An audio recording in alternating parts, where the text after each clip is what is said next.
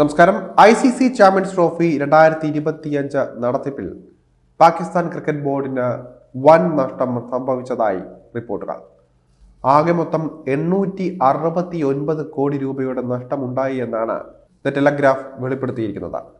Ticket വിൽപ്പനയുടെയും സ്പോൺസർഷിപ്പുകളിലൂടെയും ലഭിച്ച വരുമാനം തുച്ഛമായതോടെയാണ് ഇത്. ഇന്ത്യ കിരീടം ചൂടിയ ചാമ്പ്യൻസ് ട്രോഫി ടൂർണമെന്റ് ഏതാനും ദിവസങ്ങൾക്ക് മുൻപാണ് സമാപിച്ചത്.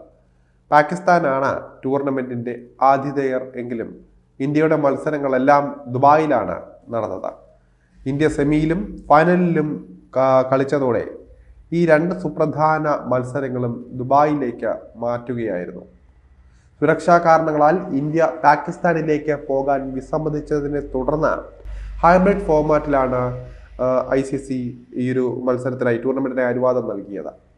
ആതിഥേയർ പ്രാഥമിക ഘട്ടത്തിൽ പുറത്തായതും ഇന്ത്യയോട് തോറ്റതും പാക് ആരാധകരെ നിരാശരാക്കിയിരുന്നു. ഇതോടെ കറാച്ചി, ലാഹോർ, റാവൽപിണ്ടി എന്നിവിടങ്ങളിലെ മത്സരങ്ങളിൽ ടിക്കറ്റ് വിൽപ്പന നന്നേ ഇടിഞ്ഞു. ഒരു ജയം പോലും നേടാതെ ചാമ്പ്യൻസ് ട്രോഫി ഗ്രൂപ്പ് ഘട്ടത്തിൽ നിന്ന് പുറത്തായ ആദ്യ ഹോം ടീമായി പാകിസ്ഥാൻ മാറുകയും ചെയ്തു. ഇതിനു പുറമെ PCBക്കും ടൂർണമെന്റ് കടുത്ത നിരാശയാണ് ഉണ്ടാക്കിയത്. വലിയ സാമ്പത്തിക നഷ്ടവും സംഭവിച്ചു.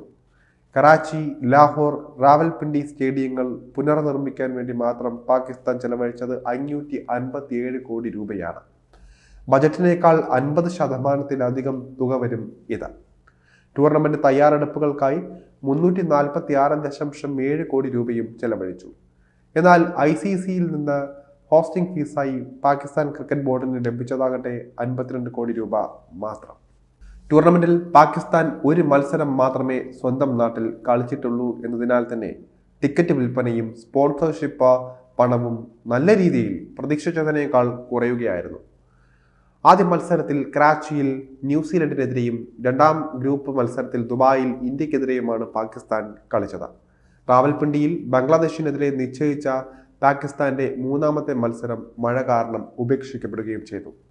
ചാമ്പ്യൻസ് ട്രോഫി സംഘാടനത്തിലുണ്ടായ നഷ്ടത്തെ തുടർന്ന് PCB കടുത്ത സാമ്പത്തിക നടപടികൾ സ്വീകരിക്കാൻ നിർബന്ധിതരാവുകയായിരുന്നു.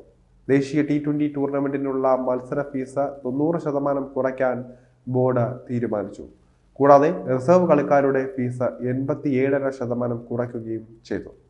മത്സരങ്ങൾക്ക് നൽകിയിരുന്ന പ്രതിഫലം 40,000-ൽ നിന്ന് PCB മുൻകൂർ അറിയിപ്പ് കൂടാതെ 10,000-ആയി കുറച്ചതായി ദി ഡോൺ റിപ്പോർട്ട് ചെയ്തു. എന്നാൽ PCB മേധാവി മുഹ്സിൻ മഖ്വിയുടെ ഇടപെടലിനെ തുടർന്ന് തീരുമാനം പിൻവലിക്കുകയും പഴയ നില തുടരാൻ തീരുമാനിക്കുകയുമായിരുന്നു. പാകിസ്ഥാനെ കാത്ത മറ്റൊരു പ്രതിസന്ധിയുള്ളത് ഇത്തരത്തിൽ വലിയ രീതിയിൽ പൈസ മുടക്കി നിർമ്മിച്ച സ്റ്റേഡിയങ്ങളിൽ എന്താകുമെന്ന കാര്യം കൊണ്ടാണ്.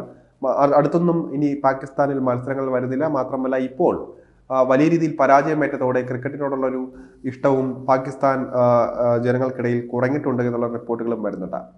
ഉടൻ തന്നെ ടൂർണമെന്റുകൾ വിളിച്ച്, മാത്രമല്ല മറ്റ് സൂപ്പർ ലീഗുകളെല്ലാം തന്നെ കൊണ്ടുവന്ന സമ്പാദ്യം കൂട്ടിയില്ലെങ്കിൽ പാകിസ്ഥാൻ ക്രിക്കറ്റ് ബോർഡ് കനത്ത നഷ്ടത്തിലേക്ക് പോകുമെന്നാണ് അറിയുന്നത്.